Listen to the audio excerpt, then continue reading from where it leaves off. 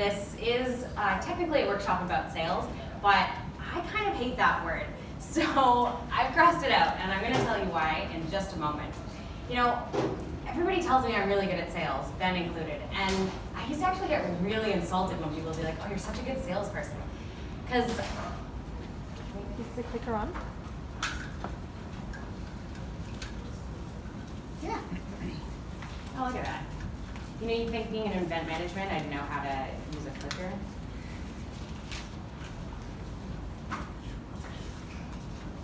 So, I just want to start by asking who is here today. So, put your hand up if you're a founder.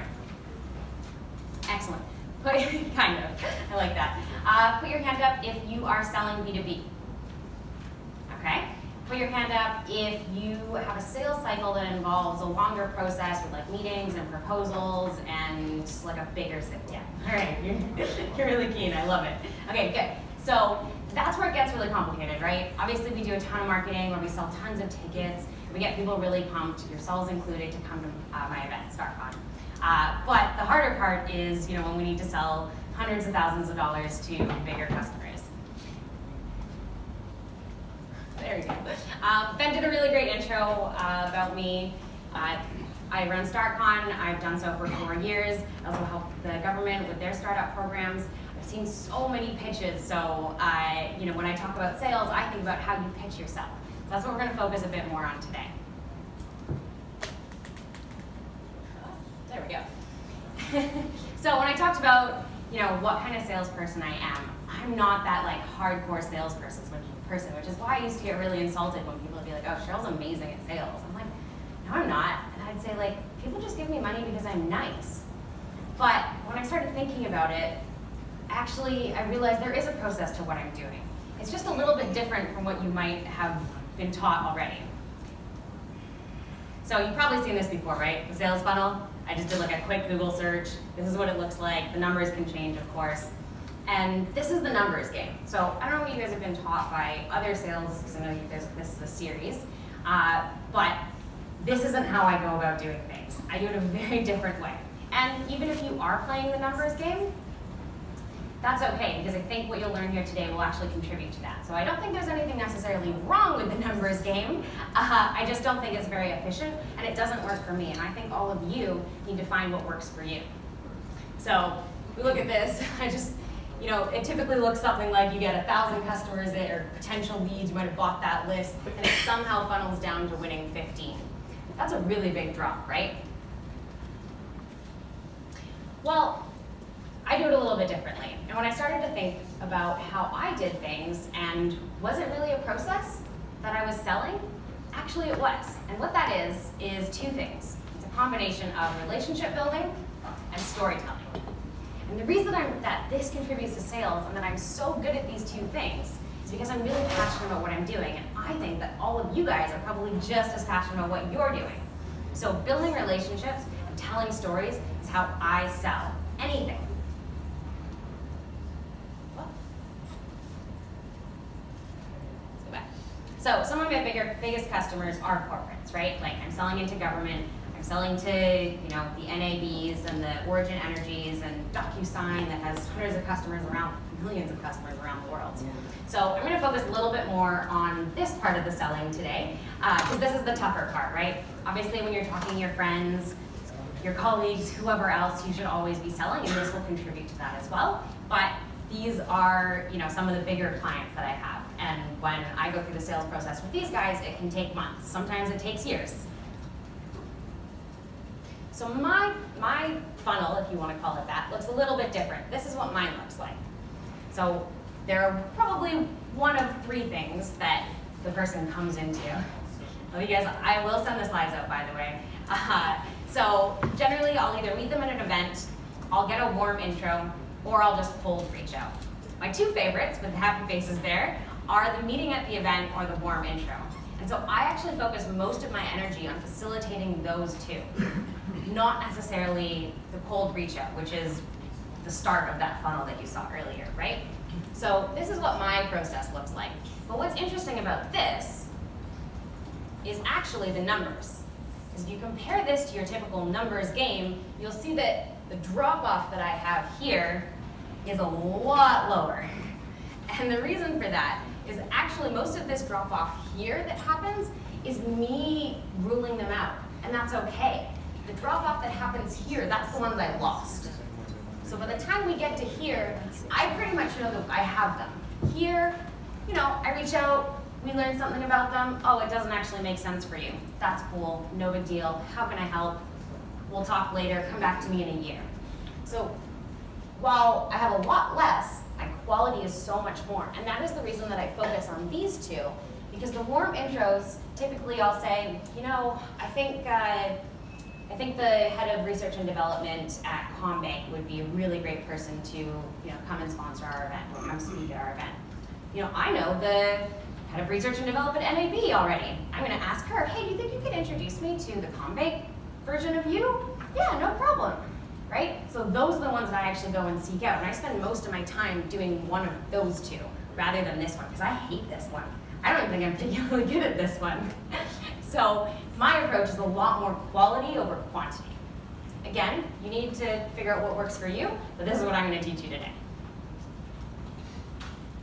But it's not just corporate. So that's what my corporate one looked like. It's not just corporates. Every single day, I am selling to any number of people. And pretty much anyone I talk to, even my friends are like, what is it that you do again? And you're like, work with startups. I'm like, I run the most amazing startup conference in Australia. We've got like 4,000 attendees and we help so many founders. And they're like, whoa, that's super cool. You love your job. And I'm like, oh yeah, I do.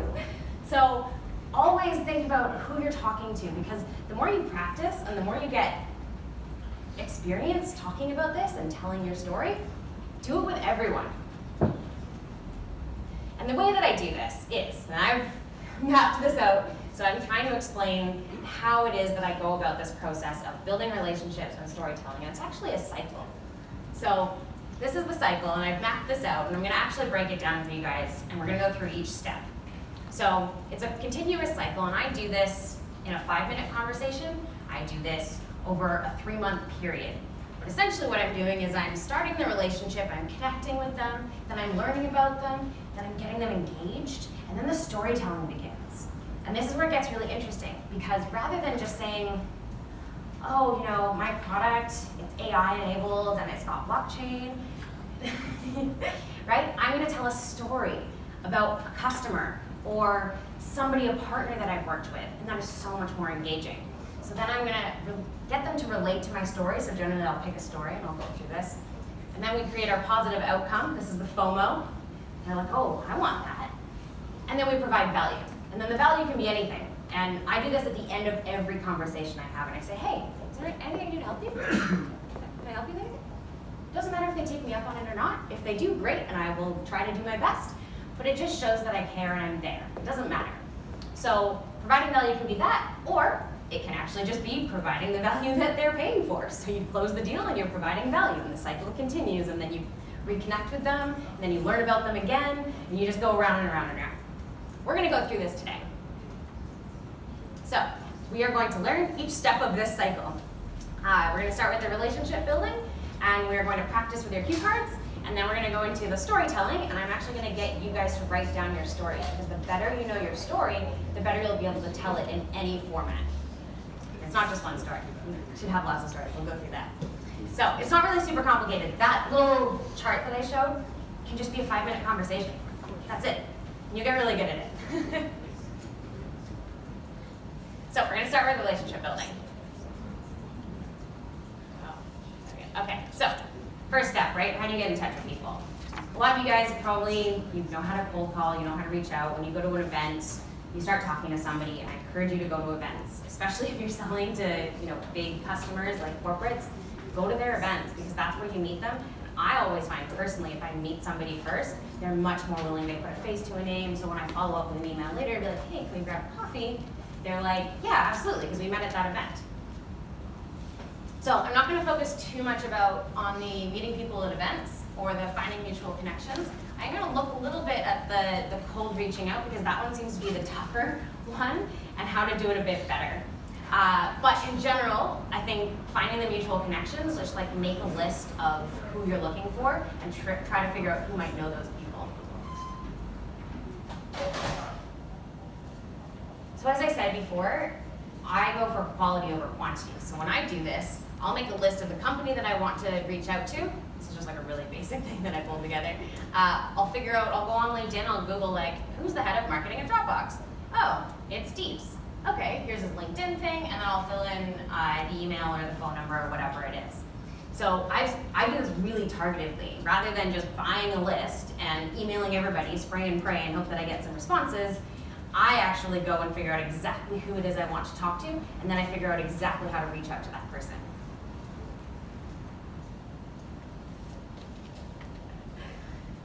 So as the CEO of StartCon, I get a ton of sales emails, tons of them. A lot of them look exactly like this. So this was the subject line, Sign On Tech PVT Ltd. Okay, I had to go find this one. I didn't even open it at the time. Dear Cheryl, hope all is well. Greetings from Sign On Tech. We are a software company based in India. We provide this, and this. Okay. Anyone see any issues with that? It's me, there's no ask, there's no question. He's just informing me about what he's doing. That's good for you, bud. Cool. This is another one. I get some funny ones, it's great. This is, I don't know who Devin is. I got this. Somehow my name was Devin. Again, he talks about what he's doing, we do this. We test velocity, viscosity, we have a sample. I don't know what's going on. This probably wasn't even supposed to be for me. I don't know how to happen. But there's a couple things that you should note here. One is don't make your emails like 17 million. This could have been 3 lines. If you make an email this long, regardless of what is there in that email, no one is gonna read it. Okay, but let's look at his actual words here. You appear to be an appropriate person. Right? Like when I'm emailing something, I'm like, hey, you are the CEO of Combank, and I am so excited to connect with you because you are responsible for this, and this. Like I know who I'm emailing. I don't know, I appear to be the appropriate person. Try not to ask things like, or might be able to point me in the right direction. Does this sound like anything? Would it make sense to connect? It's kind of floppy all over the place. It's obviously not directed at me. So this is definitely a result of a spray and pray method, right? Like he probably just bought my email off some list and just sent the same email to every single person and somehow got my name wrong. Here's one that I sent. So I realized that a bunch of corporates were coming to StartCon about 2 or 3 years ago. And so I thought, what are these corporates doing here at StartCon? So I decided to call a couple of them up. So I called them up and I go, hey, you came to StartCon last year, what were you doing? What were you looking for? And I found that actually a lot of them didn't really know what they were doing. They kind of showed up and they didn't really know what they were doing, so they just sat at the pitch competition stage all day and watched startups pitch, which is great for the startups, I'm sure, but wasn't really super valuable for the corporates. So what I did was I started to reach out to them. And initially, I wasn't even thinking about selling sponsorship to them. I just thought, wouldn't it be great if I actually went and did some research on these people? So I just sent an email. So David Parfett is the head of Qantas Ventures at Qantas. And this is actually a cold email. I didn't actually know him. So this is an example of just, hey, can we chat about startups? I would just like to learn about how you're interacting with startups. I also added in, I'll tell you a bit about what we're doing this year. Could we meet up for a coffee in the next week that suits you? That's it. It's just super casual. I even sometimes go a little bit more casual than this. Very conversational, very much exactly how I would talk if I met you at an event. Like, hey, this is who I am. Would you like to talk about startups someday? This, I should have screenshotted it, but I got a reply back and a meeting set within the day on this email. So, step 2. Now that I've got my meeting, I want to actually learn about this person. And the goal here should just be to learn about them. We don't have anything else in mind at this point. Keep in mind, when I approached him, I was just thinking, I want to learn a bit about what these corporate people are doing at my event. It kind of morphed into selling sponsorships later, because you should always take opportunities when they come to you. But at the start, you just want to learn. And even if you are thinking, I might want to sell to this person later, you just want to learn about this person without the goal of, okay, well, how could I sell to that thing and his particular answer? I'm going to morph it into this, and I'm going to change. Try not to think about that at the start. When you're just learning about the person, it's really, really helpful to actually genuinely listen and think, does it make sense or not? And if it doesn't, that's okay. You'd rather figure that out now and just cut it off, you're like, great, it was great to meet you, it doesn't sound like it's a good fit, you go that way, I'll go this way, it'll be great.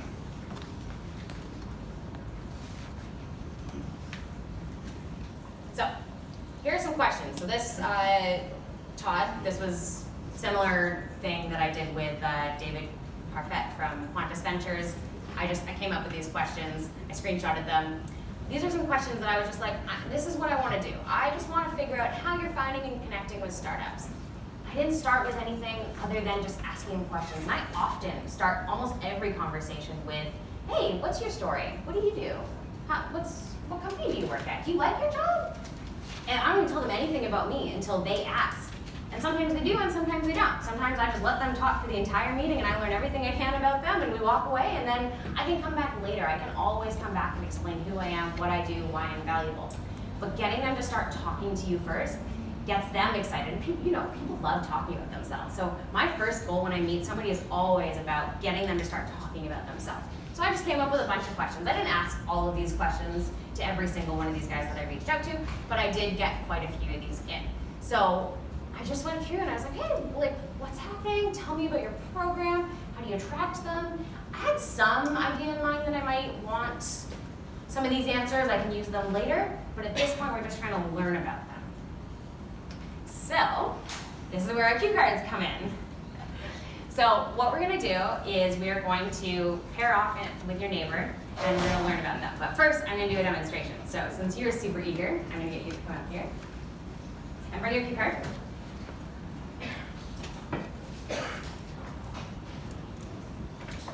Hey, how's it going? Great, good. What's your name? Robin. Robin, nice to meet you. I'm Cheryl. So, what company do you work at? Some other learners. I'm a founder. Oh, are you a founder? That's amazing. How long ago did you found that? Oh, about 3 months. 3 months. That's so exciting. You're like in the honeymoon phase, right? Oh, well, like the nightmare phase, I call it. Nightmare? What's tricky? There's so much to do. So much to do. Yes. Do you find that you know what you're doing and there's just a long time to get there? No, it's the learning curve, actually. I find that every thread I pull, I don't know something, it just keeps going on and on, so it's damn nuts. What's the most exciting thing that you've learned recently then? I think it's about relationships with customers, I think. Just come to these kind of meetings and just discovering what it's going to take for me to move forward in my business. Yeah, amazing. It's so amazing when you're discovering these new things. I love it. Well, it's so great to meet you. Sit down again. So that's all you need to do. You just need to learn about your customer. Just ask questions.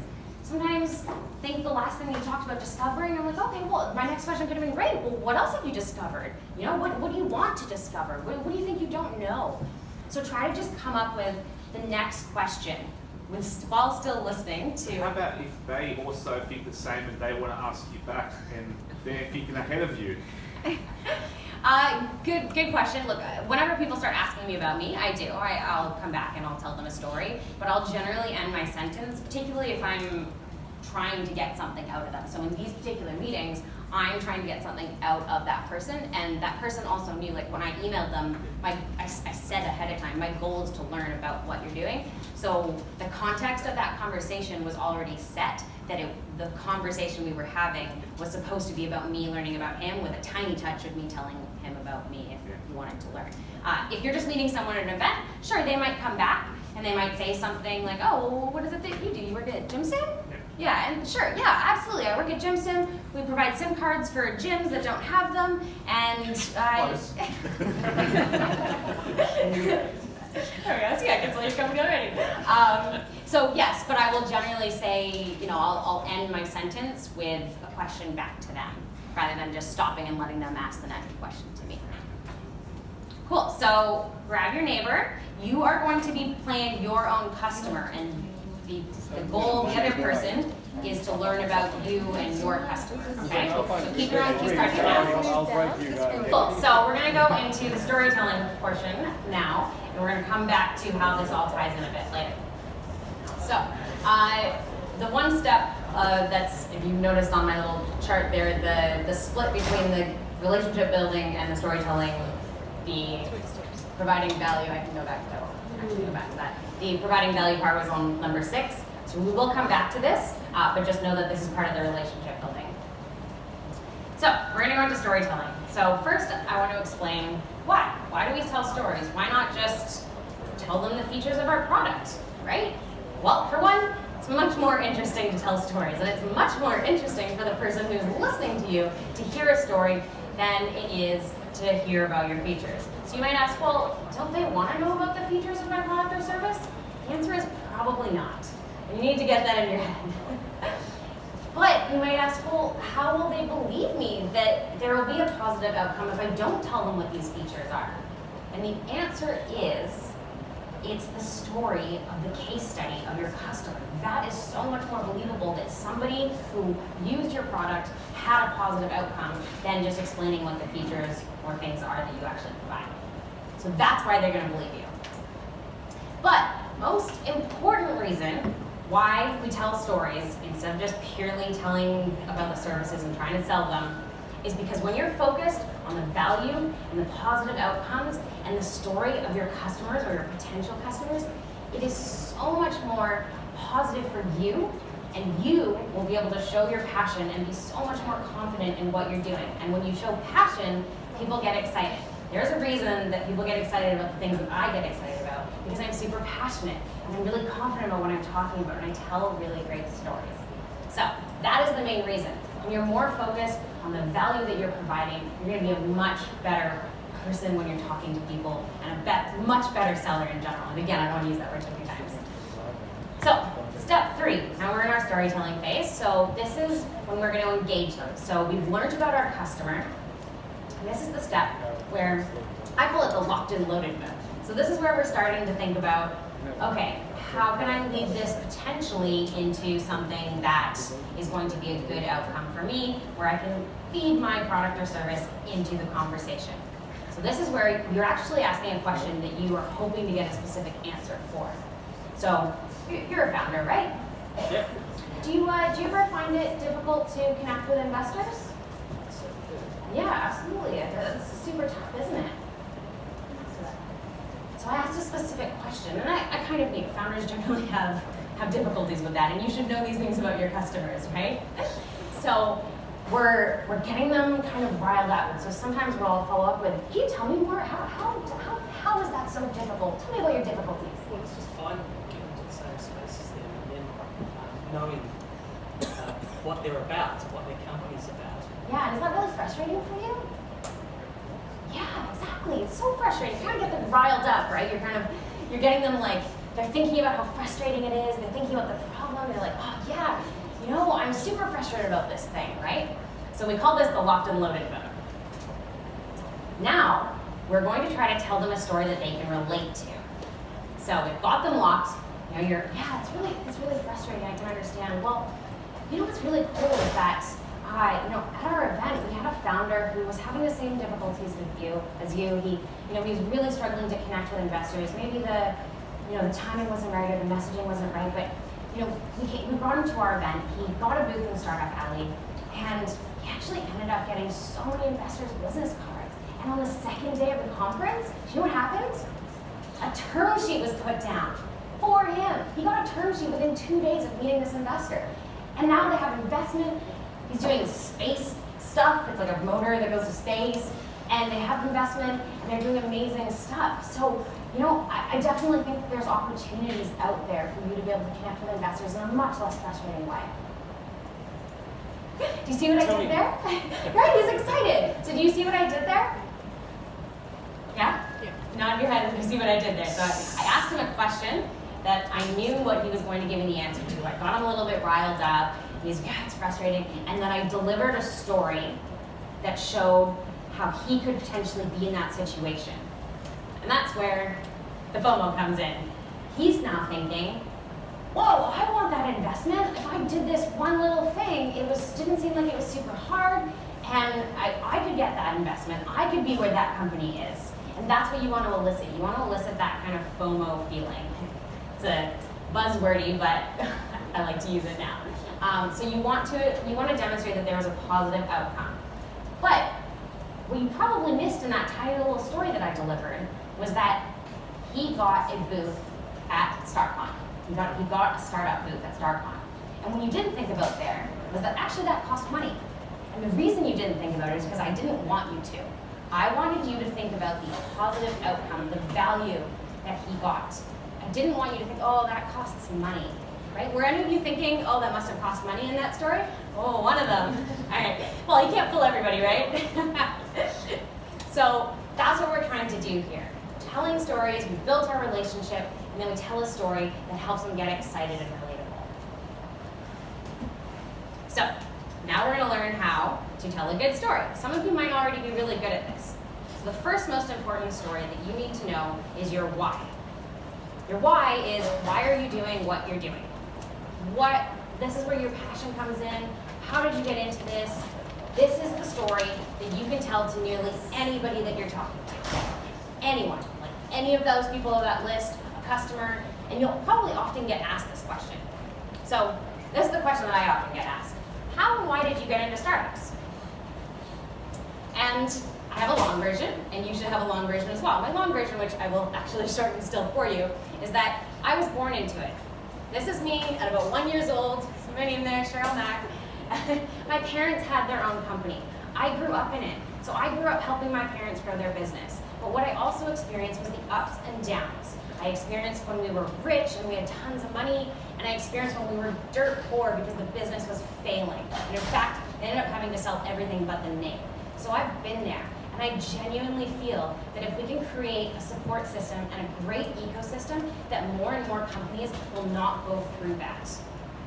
My short answer is, well, I'm really super passionate about helping the ecosystem here in Australia because I think there's a ton of potential, and if we can help grow this ecosystem together and I can contribute to that, it's going to be better for all of us. Now, I actually have an even longer version of that. I have an even shorter version of that. The point is that I know the key elements of my story and I can pull from them. And I can actually pull from them based on who I'm talking to. So, you're in a room, a bunch of founders, I talk about ups and downs, the failing of the business, how tough it was. If I'm talking to government, I talk a lot more about how I believe there's so much potential here. I can pull stats from research, and we're bottom in research, or top in research and bottom in commercialization, and how there's a ton of potential there. I usually get it right better. But these are all elements of the same story. And if I was to tell the entire story from start to finish, it would probably take me 3 days. But knowing those key elements allows me to pull what I need at any given time. So what I want you to do, I put this back here for a reason. What I want you to do now is, on the flip side of your cue card, I want you to try to write some of the key elements of your why. Why do you do what you do? Go. How did we go writing our stories? Any questions around what might be a good thing to include and what might not be? No questions at all? I can give you some examples. Like a great thing to include would be, how you got started, maybe your founder story. Something to maybe not include would be, the product is built on blockchain foundation. That make sense? Question? How negative is too negative? I have a tendency to go too negative on things. Give an example. What's your negative? I don't know, like the pain that I felt that made me want to start. Like, Yeah. is that just like a one-liner? Like, I don't know. Again, I think it kind of comes down to who you're talking to, right? So, if you're talking to a potential customer, you might want to talk a bit about the pain, but you kind of want to shift more to the positive side and move it quicker.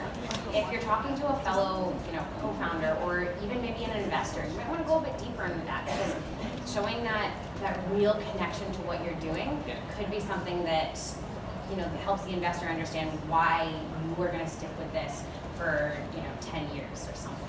So yeah, if you had a really tough time and you want to show that emotion, don't be afraid to. I tear up sometimes. I get goosebumps, and getting people to elicit emotions, especially in today's world where we're all just staring at our phones, and I see bombings and stuff every day, and it doesn't even affect me anymore. Being able to elicit emotion from people is actually a really special thing. So if you feel that that's going to contribute to helping the other person understand where you're at and your story and why you're doing what you're doing, then yeah, absolutely go for it.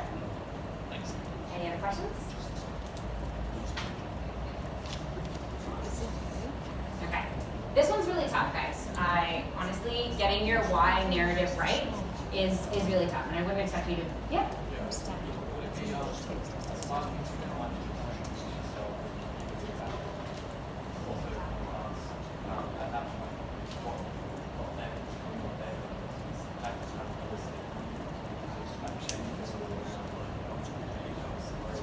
Yeah, so like you mean when you're talking to your customer and asking questions? Yes, like after the short story, then maybe Ask them what their story is? Yeah, I would ask that question back in the learning phase. Yeah, so that's something that I would do first. I would, and I would be able to use that in my storytelling. So then I can say, oh, you know how you mentioned that, you got into this because of this and this? Well, I got into this because similar things, or because of the opposite thing. Actually, it's a funny story, right? So I would actually ask those questions and get their story from them in the learning phase. There's like an infinite number of questions you can ask in the learning phase. Obviously, tailor them to your specific situation as you go. And as you practice, you'll get better at figuring out which questions you want to ask. But yeah, I would do that in the learning phase. Here, our goal is to circle back and eventually get business, right? So, but this getting your why right can actually be used just as a founder. This is something that you should have in your back pocket at any time. 3 a.m. in the morning, I call you, I'm like, why are you doing what you're doing? And you should be able to give me that story. It's so valuable because not only is it good for anyone you're talking to, but it actually helps you remember why you're doing what you're doing. Sometimes when I'm working at 4 a.m. because the expo company decided to pull out at last minute or whatever it is, and then somebody's like, why are we doing what we're doing? And in my head I can be like, we're doing this because I truly believe in helping founders, and I can go through that process in my own time, and it's really helpful for you guys as well. So having that why narrative and being able to pull it whenever you need it, whether internally or externally, is really valuable. It's not super easy, and you should always be trying to develop this story and keeping it flowing. It might evolve as you grow. Of course, you might go through another pain point or low point. So your story is always developing and growing. So just try to keep this in mind. You won't get it right the first time, but try to tell your story as many times as possible. Your second most important story, or stories, is your customer story. So this is the example that I gave to, what was your name again? Robin. This was the example that I gave to Robin. I talked about a customer story. These are the ones that you can take and you can relate them to a potential new customer. And if you have a couple of them in your back pocket that you can pull on based on their different pains or different types of customers, these can be really helpful. So I've probably got hundreds of stories that I could pull on and deliver in that short little snippet that I did based on who I'm talking to and what that potential thing that I wanted to elicit is. So I'm gonna get you guys to come up with at least one of these, but do try to remember that it's about telling a compelling story and not necessarily about talking about what your products and services and features are. And I'm going to keep repeating this little thing right here because I know a lot of you will tend to drop back to that. You'll default to, I don't know so I'm just going to talk about this. I'm just going to talk about my features. So my features are awesome, right? So I'm going to keep repeating that to drill it into your mind. Try to step away from that. So here's an example. This is my favorite customer story. So this is Tashi right here from Two Space. So in late 2016, Tashi was feeling fairly down. Things weren't going very fast with his company. He wasn't sure if he was passionate about what he was doing. He was a bit lost. And he came to StartCon in 2016. And we met at StartCon. He actually snuck into the VIP lunch, and I didn't realize that. But he came up and he introduced himself. And being the person that I am, I said, great, let me introduce you to some people. And so I took him around and I introduced him to some people that he might need to know. So Tashi, he takes restaurants and hotels that are closed during the day and turns them into co-working spaces. So I thought, great, well, why don't I introduce you to Brad? He's at Tankstream. He's the CEO of Tankstream Labs. That's Brad right here. And let me introduce you to some other people.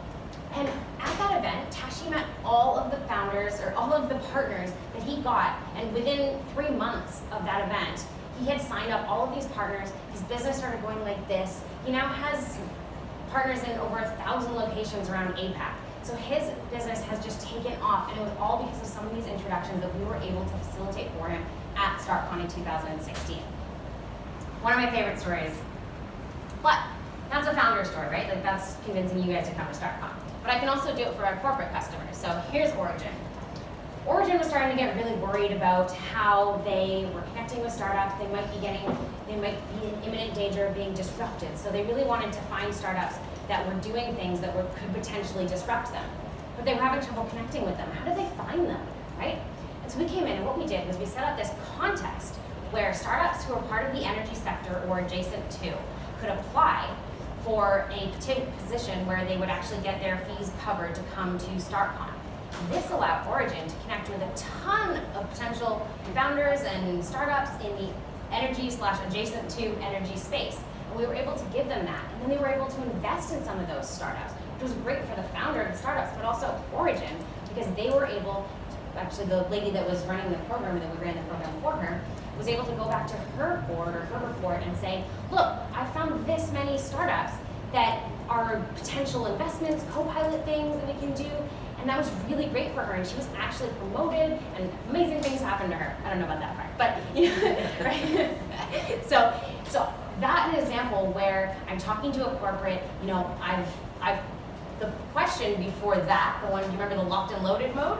The question before that story would probably have been, hey, do you have any trouble connecting with startups and finding the ones that might potentially disrupt you? Yeah, we do. We're super scared about that. Oh, yeah, that must be super frustrating for you, right? And then I go into my story. And then they're like, oh, yeah, now I have FOMO because I'm worried that Origin Energy is getting all these startups that might disrupt them. And I might get disrupted, and I don't have access to that. And then they're going to be a bigger corporate ASX 500 than I am, and they're all super worried. But my solution comes along, and they've got this FOMO, right? So you might be asking, well, what if I don't have a customer yet? That's totally fine.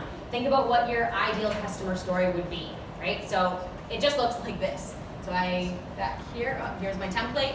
So this is just something to start with, the template. You don't have to structure it exactly like this. This is just to help you start thinking about what it might be. And things in brackets are the different things that I pull in and out based on who I'm talking to. I'm gonna put the thing back up again. But, so just, let's say Sally doesn't exist. I go, okay, well, picture this, right? So you can still tell the story while also letting them know that it's not necessarily a true story, but you can still create that sense of relatability, FOMO, positive outcome, et cetera, et cetera. So I'm going to get you guys to write a story about your customers. You've got your customer there. Feel free to grab another cue card, or if you have your own notepad, that's fine. You can use this template if you want to. You don't have to. Obviously, you've seen me give a couple stories already. So if you just want to tell a story about a customer, go for it. So, go. All right, so we're going to come back. And what I'd like to do is ask some of you to share your customer stories with the group. So get excited, because we are going to do some role playing. I am going to force some of you guys to come up here and do this. But right now is the time where I'm going to let you volunteer to stand up and share your story with the group.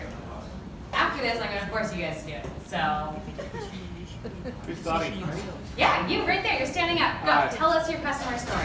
My customer story. So you've got Tim. He's the director of World Gym. It's a fitness franchise, and his problem is retaining his members. There's these new high-end facilities opening up left, right, and centre, and so some of his core members are leaving to his other high-end gyms. So what we do for him is we solve his problem by retrofitting his old machines and making them connected. So not quite like SIM cards, but gym symmetry it is. So we connect all the old machines, making them modern and connected. So now all his members love it because they can now automatically track all their workouts, which gives them even more value than what some of the other gyms have as well. So now his actual memberships have increased and his customers love it.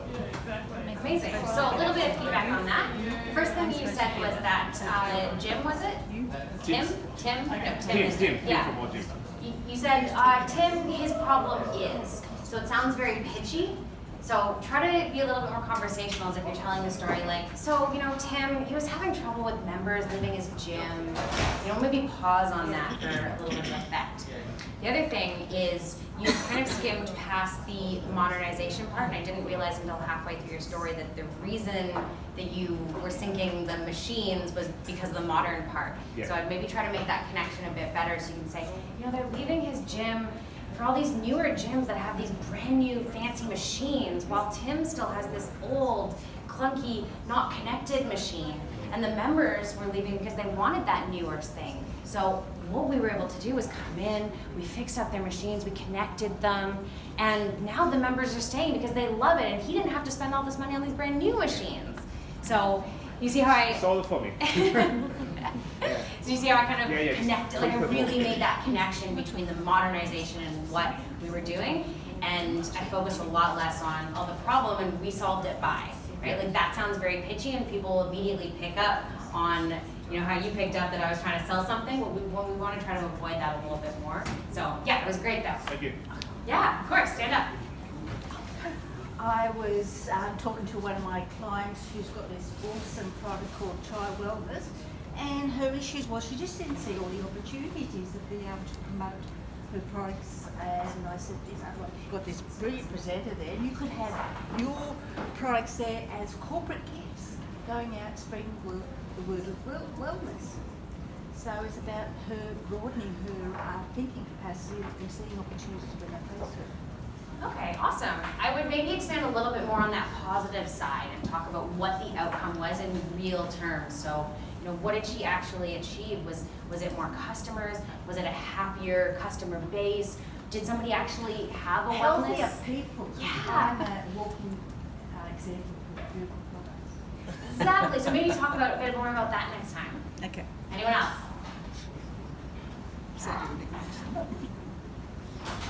Come on, I know you have a customer story. Yeah, I didn't get a chance to prepare, but so I'm saying my feet. I just met with a customer in your industry. They were talking to us about their challenges around having different departments using different systems, people not talking together. What we're able to do with them is come in there, actually get their systems to talk. We weren't there to sell them a new product. We're actually there to get their systems talk together, which led to a more collaborative culture within the workplace. As a result, they also have saved on not having to use a whole heap of new software. People more productive, less data entry. They're getting their processes work more streamlined as well. Fantastic. So I loved how you said as a result. So that implies that something happened as a result. What I would maybe sub out would be the we came in there part, because immediately that elicits, oh, I'm gonna have to pay you to come in here. So I love both of those, but just pull that part out and maybe replace it with, you know, the type of thing that, yeah, they maybe not even reach out to us. You could say, you know, they were having issues with this, and you know what we helped them with, or even just, and then they were able to connect their systems. So you can just go straight into it. Like you don't even have to say I did it. You can just be like, well, what they were able to do was they were able to connect their systems and get more synced across things, and now everyone's more collaborative. And then the next question they might ask is, oh, well, how? Oh, well, actually, that was me. So, right? So try to get them to think about that positive stuff first before you even elicit in their mind of, oh, I'm gonna have to pay for this, because it's not something that kind of negative, kind of like, right? So you want to get them excited first. Anyone else want to tell their customer story? It's great feedback. I feel like you might want to tell your story. Sure. Stand up. So Amy's a new designer at what's an old software company. They're about 30 years old. They're used to doing things an old way, and they're trying to go through what in software they call an agile transformation. They're using this thing called the SAFe framework, the Scaled Agile framework. But it's not really helping them, because instead of actually getting things done, they're talking about responsibilities and politics and roles and how to follow this sort of safe religion in a way. And what they started doing was they use these sort of templates, and they use this guide that kind of walked them through a bunch of games that actually successful software teams play, more or less, that help them get answers to things and actually deliver software, understand their roles in a way that's actually fun. They don't hate each other anymore. It's been good. Amazing. What I loved about that was that I didn't even realize, like, I just got excited about that they were doing this thing, and now they're having fun. I still don't quite understand where you make money, but that comes later. I'm just excited about how they're having fun right now. So that was great. I think that was really great. And you were very conversational as well. You were just kind of like, oh, you know, this is what they were doing, and they were this agile thing, I don't know, right? Like, I love that you were very personal, casual. I didn't feel like you were trying to sell me anything. You were just telling me a story, and I was like, oh yeah, tell me what happened next. So it was great. Does anyone else want to go before we continue? We'll have more chance to practice. Okay, so this is the, yeah. Can you do a favour? My friend, she's very shy, and this is a good opportunity for her practice. Your friend, what's your No, I'm name? not that shy. Lila.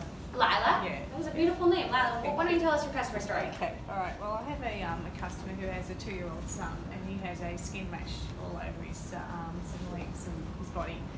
And she tried all store-bought chemist type products to soak him in, or creams, and nothing worked. And I met her at a networking group and mentioned my product, and she trialled it, and she's now my repeat customer. It's actually healed her son's skin and his rash. So, Amazing. yeah. The only thing I would add to that is maybe just talk about how that impacted the child. So, Oh, yeah, so you know, was he in pain or was it itchy? He or- was scratching all the time, he was in pain, Yeah, and 'cause yes. especially if your customers are parents, you want to elicit Yeah, that feeling yeah. of, like immediately I kind of knew, I was like, he's got to be in pain and rashes must be. Well, But to if an you can, extent now where she's asked me to try and formulate a product for her newborn baby. yeah, great. So yeah, can you So- just talk a bit so more that about like, gives us oh, some now he's not concept, in pain and he's happier and he's got a best life and so just I would just add that to the either side of like he was in pain and now he's super happy. Yeah. But yeah, great story. You elicited emotion from me. It's Yeah. great. Okay, so our last step here, which actually isn't a last step because it's a circle, is the providing value. This is something that I do very, very naturally because as I said before, the last question that I always ask in nearly every conversation is, please let me know if there's anything I can do to help you. Is there any way I can help you? Is there any way I can help you? Let me know if you need anything. I'm here. You know? And I encourage people to take me up on it. I can't promise that I'm going to solve all your problems, but it's something that I do to show that A, I care, and that I'm willing to give first before asking from you. And a lot of times nobody takes me up on it, and that's fine. But it shows that I care and that I'm willing, and I'm going to be a great person to work with. And if you give me money eventually, I'm going to go above and beyond for you. But it's not just that initial meeting. It's also providing value in the greater sense of when we actually solve your problem and you pay for it. So what I mean when I say provide value is try to provide value in every interaction from that tiny little first meeting all the way to providing value when they're actually paying for it. So let's think about some ways that we can provide value. You might think, oh, it's super easy for Cheryl. She's got a huge network, and obviously she can provide lots of intros, and she has all this advice about marketing and sales, and yeah, sure. But think about what you can do. I'm sure that there are so many things in your life that you have that could be valuable to the person that you're talking to. Whether it's an intro, you might already have one customer that has solved their problem, and you're talking to another one, and you're like, hey, this person over here at NAB, they solved their problem. Would you like to talk to her? No, it's just, that might be a good business connection for you anyway. You might learn a bit about what they're doing. Would you like me to introduce? They may say yes, they may say no, but they'll remember it. So it could be intros, it could be advice. You might know some industry trends, right? Like you're talking about gyms, you're talking to a gym manager and maybe he's new in the role. You could say, hey, I talk to gym managers all day long. I know all about the trends of what's going on. Like, let me know if you want me to send you some info of what I've learned, right? Like you are an expert in something and that could be valuable. So try to think about what you can do. And I put these in 2 categories here. These ones are for nothing. You offer this as being a good person, as showing that you're a valuable person to work with, as building that relationship. So this one, it's yellow because it's part of our relationship building. Because this is what, even if you don't win their business now, it's going to remind them next time if they need some business that you could provide. Oh, that person offered that help that one time. I'm going to go back to them, right? So this is about building that relationship. Then we come to what are the things that you're actually providing value for that actually cost money? So when we come back to our story here, and you're thinking, oh, I'd love to get that investment. I'm like, great. Well, look, why don't I show you over a discount ticket to StartCon? Yeah. Why don't I do that for you? I'm providing value. He's coming to StartCon. He's getting a little discount. He's excited. For our corporate ones, this conversation generally, I'm like, oh well, look, why don't I just put together a little proposal for you? It's you can take a look. I'll show you some of the things that are happening and what we can do for you to help you connect with startups. And that's it. You're like, oh great, absolutely, sounds good. But I only do that when I genuinely think that there is a next step there, that they are going to potentially buy this, get involved, get money. If I don't think so, I won't actually say that. I'll just end it with, look, let me know if I can help you in any way. That's it. So just have a think about some of the things that you guys might be able to offer your customers, or really anybody in the industry that you might, partners, customers, whoever. Just have a think, write them down super quick, like 1 or 2 minutes. On both sides, obviously. But this one is very clear, it's your product or service. Sorry, can I ask you a question? Yeah. What happens if you're creating, like if you're the expert who has to create the trend? Does that make sense? Great, create the trend and then share it with people. So the question is, how do you then distribute something that doesn't have credibility? So for example, if you're linking a news article, Yeah. that's got the age or it's got something that's got credibility, right? But if you're creating something and you're a new startup, Yeah. how do you then do it without looking like you're marketing something? So like, are you specifically talking about like industry trends? Yeah. Yeah, so like in my example, what's your business? It's in the insurance claims business. Okay, great. So let's say you've already gotten some customers' insurance claims. You probably already have access to a bit of that data, right? And it sounds like you're creating that stuff. So if you're doing that, that's fine. As long as you provide the context. So I'm talking to you and you're like, yeah, look, I'm in the insurance industry. We're seeing some pretty interesting stuff. I'd be happy to send you some more information on what I'm seeing. Right, so I'm saying what I'm seeing. So then when I follow up with my email saying, hey, I just wanted to follow up because you mentioned that you'd be keen to see some of the industry things that I'm seeing. What I'm seeing is 10% of people don't have insurance. 3% of people are bored with their insurance company, right? But by prefacing it by saying, these are some of the trends that I'm seeing with what I'm doing, it lets them know that this is, it's just coming from you. Yeah, cool. Same thing with your gym, same thing with whatever you guys are working on, just giving it that context, you're providing value. Even if they're like, oh, that's stats I don't need, they're kind of like, oh, that's cool. Is it advisable to say, hey, there's a trend, say there's new body scanners, you can put a spa in your gym and you can have people come for a spa, but there's other stuff that's obviously a lot cheaper. So would it be advisable to talk about competitors or not really, or? Well, that comes back to like your selling. And right, like if you're trying to offer value, try not to jump into these are trends and this is, this is what we're seeing, this is why you need to buy. Like this is purely about just trying to provide value. Again, try to step away from this is why you need to buy and actually provide genuine information that they may or may not be interested in. And you can ask, just be like, hey, I have access to this is some of the things that we're seeing.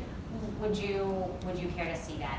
If they, for example, say something like, I'm really struggling to understand what's happening in the industry in terms of machine optimizations and upgrades, then sure, you'd be like, hey, look, I read this report, the other day. I'd be happy to send it to you. Sure, right? So I wouldn't just offer without having some inclination that they might want that. But yeah, you can ask questions, and if it does come up, and that's why I love asking questions. You never know what's going to come up. They might say, I don't know what's going on in the industry. Do you have any reports? Yeah, sure, here you go. Here's a report that says that you should buy my product because it specifically says gyms need to be upgraded, right? So yeah, I wouldn't try to force it, but if it comes up. Any other questions? Okay, cool. So then we come to actually how do we get their money, right?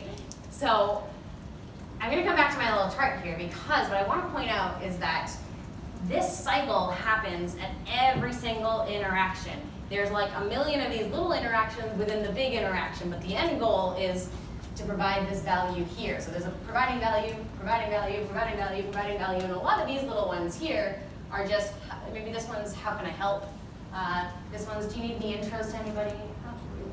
Should I include some industry trends with my proposal?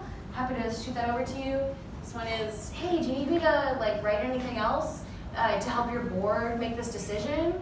And then here is, actually let's get their money.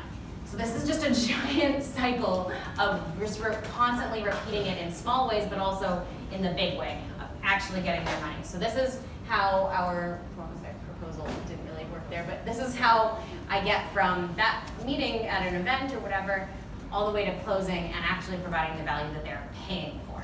But I provided at every step, and I try to encourage them to see the positive outcome at every step. But the positive outcome here might actually just be that we've done what we said we were going to do. Does this make sense? And do you have any questions? Okay, then, don't have any questions. Oh, yeah? What about drinking with people? Aussies love it. So I was just in India. They don't drink over there. Different Yeah. culture, different way to network with them as well and build relationships. Here with Bradley and the guys, if you know, it's different. So how would you first ask them if they want to go for a beer, or is it just coffee is always preferable? Have you found something that works across the board? I have not found something that works across the board, and I highly doubt that you will either. And you know, in this day and age, we're really pulling away from that boys' club with the scotch and the leather armchairs sitting around a table, shaking hands and discussing business. We're completely moving away from that. So you do need to find what works for you. You know, there are often times where I go to an event, I meet somebody, you know, they're the CEO of Canva or whatever, and we're hitting it off and the event's ending. I'm like, hey, do you want to like go downstairs and grab a drink? We can continue this conversation. Sure. If it's my first reach out, I generally go for the coffee meeting. I don't generally switch to wine or beers until I know the person very well. So like Tashi, Brendan Yell from SendGrid, Rab from Tank Stream Labs. At this point, most of the time I'm like, hey, let's grab a beer after work, let's catch up. But it's much more of a catch up, and you know, maybe from an outsider's perspective, it looks like I'm just continuing the relationship, and I am, but I'm genuinely interested in these people at this point, and you know, we've become friends almost in the industry. So I think, you know, when you're first starting out, keep it a little bit more professional. If you get to a point where, you know, you go to the gym, and you're like, hey, do you want to go grab a shot of wheatgrass afterwards? Sure. I don't know if that's alcoholic or not, but definitely read the situation if it makes sense. But I wouldn't be like, hey, CEO of Combank on a cold email, let's grab a beer. I think that's a bit weird. And ladies, I'll just address you guys for a moment. I've been in situations where, you know, I'm a very outgoing, casual person. People have asked me like, hey, do you want to grab a beer, have a chat? I'm like, yeah, absolutely. And I think of it more of a like, let's talk about your startup type of a meeting. And then I accidentally end up on a date. So just be aware of sometimes that those interactions, you may think a casual beer with somebody, but they may be thinking something else. And guys, try not to do that. Like if you're going on a date, just be clear about that. It happens like at least once every couple of months. But I'm a nice person. I've become friends with most of them anyway. So They should read the Daily Telegraph. It's fine. We're all friends here. Is there anything I want else to say here? Anyway, now we're going to practice doing this whole thing. So, like I said, it's not super complicated. I've walked you through each of the steps. Connect. Hey, how's it going? I'm Cheryl. Learn. Hey, tell me about what you do. What are your challenges? Think of that question that you want to elicit a particular answer for. Oh, do you find it really frustrating to do X, Y, and Z? Oh, you do? Okay, well here. You know what? Let me tell you this story about X. And then, oh, would you like me to put together a proposal? Let me tell you about what we can do, and you sign. Cool. All right, so you're gonna practice with your neighbors first, and then Let's don't do the follow-ups. Is there anything about the follow-ups? Oh, like once I send a proposal, I'll call them up, be like, hey, sent over the proposal. Do you want to have a chat? Do you want to get together for a meeting? Let's get a coffee. I'm happy to come to your office. I always, because I'm the one selling, I always go to them. So I'll just, as soon as I hit send on that proposal, it's a phone call, and let's meet up to go through this, and I'll go through it with them. No, like literally, when I hit that send button, I'm picking up the phone at the same time. If they don't answer, then I leave a message, and I'll generally follow it up with, hey, let's grab coffee, or let me come to you, or let's set up a phone call to go through this. I'm really excited about telling you about this. I've come up with this most amazing program that we're gonna do. We're gonna do a contest. We're gonna get widespread adoption, right? So like, I get really excited about wanting to tell them what we're doing. So that's what this is. That's just me following it up, and generally it'll if they're taking their time to push it through, I'll be like, hey, are you having some trouble getting this approved by the people above you? Do you want me to put together some more bullet points of why this is great? Like, what are their questions? Do they have any issues or questions that I can help you address? I basically do all their work for them. Like, so yeah, and that's just following up and just staying on top of things. Like, I would never send a proposal and just hands off. You wouldn't wait like a couple of days for them to do it? No, because my goal isn't for them to read it on their own. My goal is for them to read it with me. Yeah. But it's weird if you're like, hey, I've done the proposal, let's meet, right? Generally, their next response will be, okay, we'll send it over, right? So, so you send the proposal, but at the same time, you want to get the next meeting or call locked in. Because they're also, keep in mind, they're also, I'm not going to say lazy, but they don't want to do a lot of work either, so it's just easier if they get it, and they're like, oh, I don't want to read that, and immediately they have a phone call from me being like, hey, do you want to talk about this? I'll talk you through it. You don't have to read that thing. Let me read it for you. Or, hey, you don't have time? Like, let's set a meeting next week where I can actually just run through it with you and explain each bullet point, because, bullet points are tough to figure out, right? So my goal is to get, because I'm a very, very engaging person, having me in the room next to them can help them process what's happening and get excited about a bunch of bullet points on a piece of paper. So that's my goal. But again, I'm closing $100,000 deals, right? Like, I'd say you may want to do that for anything 5,000 above, anything below, you start playing a bit of more of a numbers game to just get people through the funnel, right? So this is about a little bit bigger deals or bigger partnerships if that's what you're looking for. So what I want you guys to practice with your neighbor is the whole cycle of, hey, connect, learn, engage, get them into lock and load mode, try to get them riled up about something, ask that particular question, and then give them a story that they can relate to, tell them the positive outcome, the FOMO part, the fear of missing out part, and then close. You can fake close, obviously, because that's part is the, but try to provide value, try to think about what you can do to provide value. Cool? Yeah. And if anybody has down, and we are going to practice our stories. And I heard you doing a really great one. So what I'm going to do is I'm going to invite you up here. I'm going to take your customer card. Okay. Yeah. The bottom of this one. The bottom of this one, okay. Name, my name is DL. Sure. Okay. I'm 32. My company is Hip Tech Software. My job title is team lead. I'm the team lead.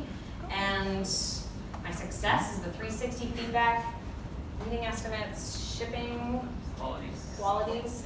And I'm hardworking, but I'm also distracted. Okay. All right, go. Hey, I'm Adam. Hey, Adam. Nice to meet you. My name is DL. Cool. What do you do? So I'm the team lead at a high-tech software company. It's really exciting. I'm really driven about what I'm doing. Cool. That's really good. Do you get like frustrated when the people you're working with don't really like talk to each other? They talk past each other. Yeah, don't really totally. focus on stuff. My team's really, they're all over the place all the time. Yeah, I mean they're really trying, but sometimes I have a story. Someone I was talking to the other week. Yeah. They work at a 30-year-old software company. They're trying to do agile transformation and modernize the way they do things, but they're kind of treating it like a religion. They're always arguing over what's the right answer and who's responsible for this and who gets to make that decision. Yeah, I get that all the time. I'm just like, guys, stop being children. But I think what really helped them is they started sort of playing these little games that kind of get them to the answer as a team, and they collaborate on getting it. And it actually makes it fun. Oh, that's really cool. Yeah. That's amazing. Yeah, cool. Yeah, so we actually have a product that can kind of help you through that, and I can send you a link if you want to have more information on what those games are. Yeah, I would love to. Please send me that link. Yeah, cool. We'll do. Yeah, Awesome. Yeah, it was really good to meet you. Awesome. So that was great, Adam. The only thing I would mention is that you seem to skip over the top one here, this learning part. Yeah. It felt like you jumped right into the engaged, locked and loaded question, where you're like, hey, do you ever get frustrated? And I was like, wait, what? We just met, and I just gave you my name and my company. So try to learn a bit more about them before jumping into that engaging phase.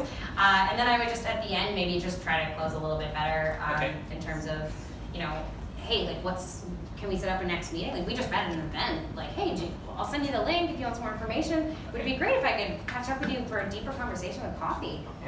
Just kind of sets that next. Like, what are we going to do next? Rather than, I'll send you a link. And I'm kind of like, yeah, send me a link. I might read it, I might not. I don't know. Right, okay. Right, That's so, good feedback, so if you just follow it up, and then in the email, when you send the link, you're like, hey, check this out. It's super exciting. By the way, like, as I mentioned, or as you mentioned, it would be great to sit down for coffee. I can go over a bit more. And that's where you kind of start to sell, and that's okay, right? People understand that. So, but yeah, I think the important part there was the learn. You just skipped over that one a little bit. Okay, you can have that back.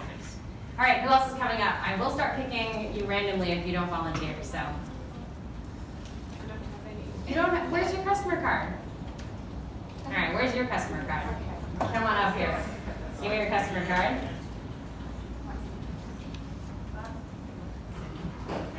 So, what's my name? Lisa. Okay, my name is Lisa. What's my age? How old am I? You're Mid-30s. Okay, and my company? I'm just a founder. I'm a startup founder. yeah, you're a founder. Really cool tech company. Yeah. All right. Okay. And I told you it was messy. that's okay. Maybe read it to me. What does that say? All right, so you're ambitious. So How would I be ambitious? So there'd be qualitative and I'd be helping you business processes, streamline, getting set up. Okay. And I'm ambitious. I'm You're ambitious. ambitious and and hardworking.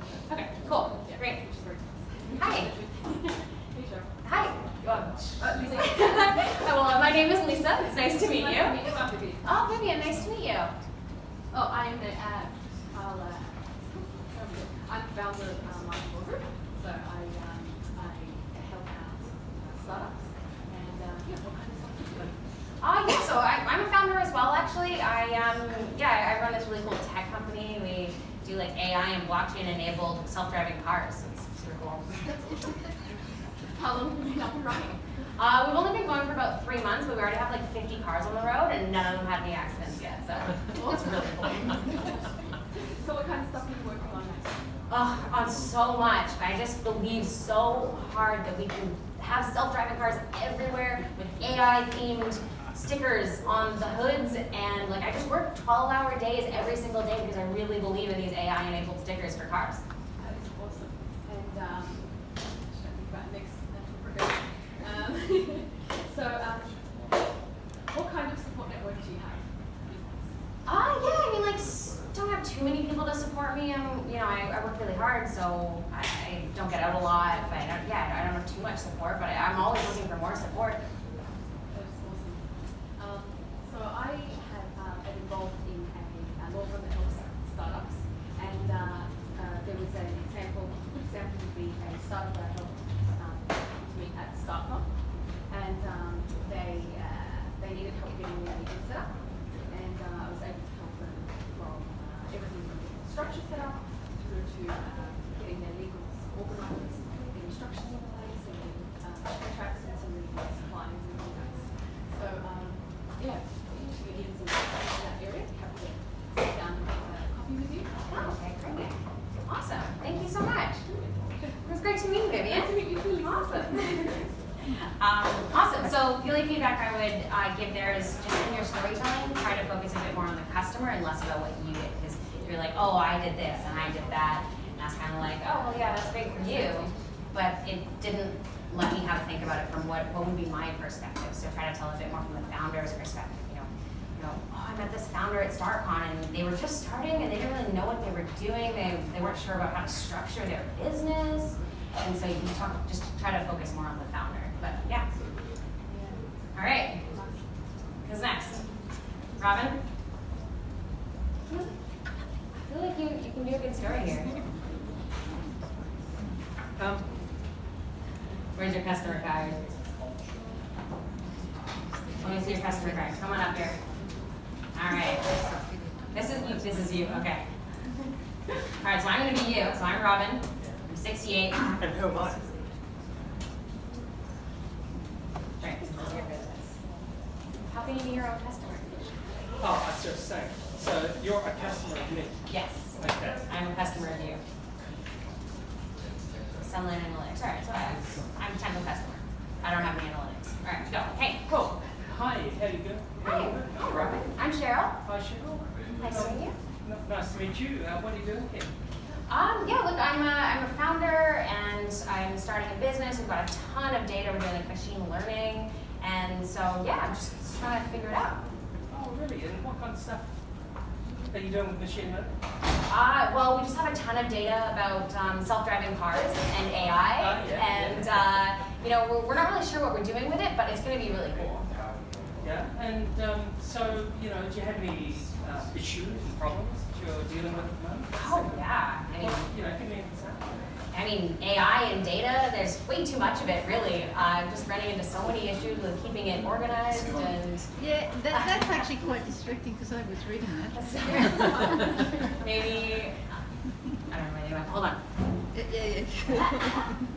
Yeah. It's good for education to be on your Okay, so There we go. Okay, so right. yes. Oh yeah, okay. Big so, issues. So yeah, Revenue, profitability, these are my issues. Oh really? So you've got you can't work out what's happening in business. No, I totally can't work out what's going on in my business. I had a customer like that, and they just went under actually. They were having a problem with suppliers. The suppliers weren't supplying on time. They were getting so many inventory timeouts and stuff outs, and eventually what they did was just get a decent reporting package together, which I can help with, and that resolved it. They've sacked the suppliers that aren't delivering properly, and now they're moving forward. So, Amazing. I'm running into so many of this. Would love to find out more about that. yeah, well, maybe sit down and have a cup of coffee and I can tell you about it. I'll send you something a little bit about what we did, and Yeah. we can arrange. Smith? Sounds great to me. It's great to meet you, Robin. There we go. All right, we're just about out of time, so I won't force anyone else to come up here if they don't want to. But if you do, get on out here. Do you have your customer card for me? Yeah. All right. Nathan. All right, I'm Nathan. I'm 45. The director of a gym franchise. Yep. And you success is what that number of members, the franchise and revenue, and you're very ambitious.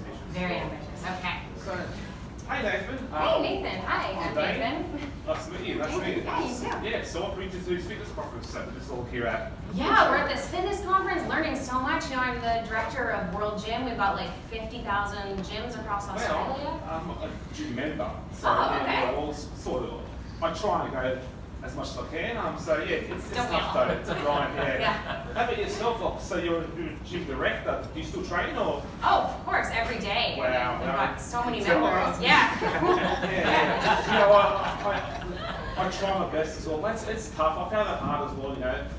I've been injured a handful of times. I've had my back pop out, stuff like that as well. And how have you trained all these years without being injured? Look, you're doing great shape. Yeah. Is there a special secret?